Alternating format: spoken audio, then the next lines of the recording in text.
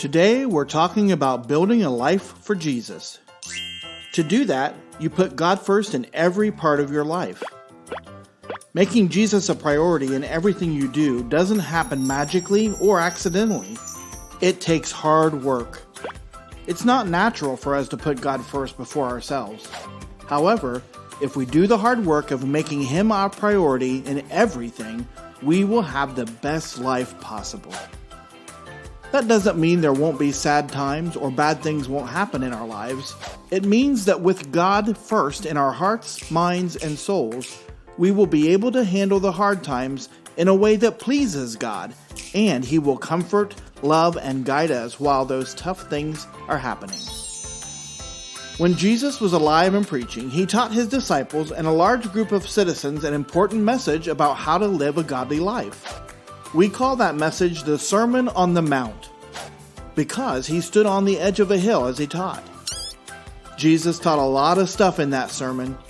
Read all about it in the book of Matthew, chapters 5, 6, and 7. Part of that message He taught was about recognizing people who talk about God but aren't really doing the stuff the Bible says. If you want to build a life on Jesus, it has to start with following the Bible's directions. Here's what Jesus said. If you hear my words and do not follow them, you are like a fool who builds a house on sand. But if you hear my words and do what I say, you are wise like a man who builds his house on a rock. When the rains come and winds blow, the foolish man's house will slide away, but the house on the rock will stay strong.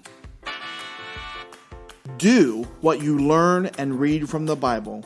It's not only wise, it will save your life when bad storms come.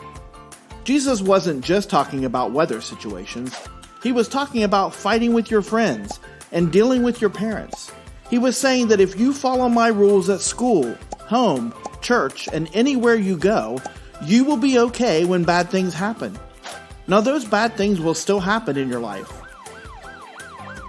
But with a life built on Jesus' guidance and direction, you will be okay when that situation is over.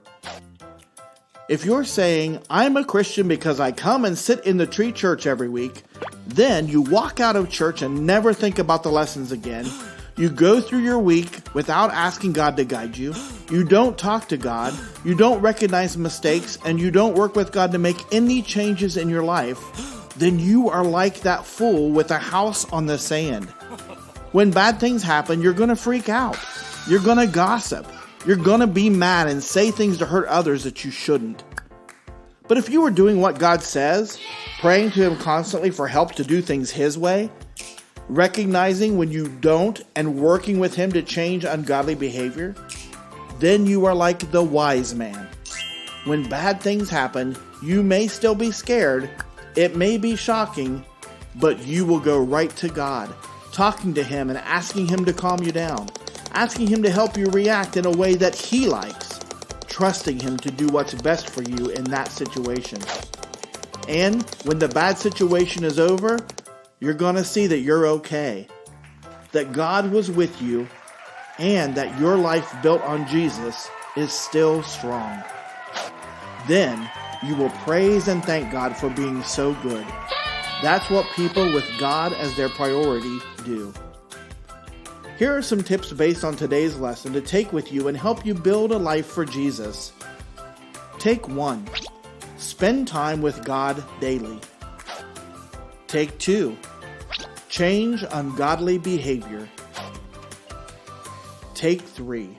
Want to please God. Work to make God the most important part of each and every day. And remember to treat others the way you want to be treated. See you next week, Tree Church kids.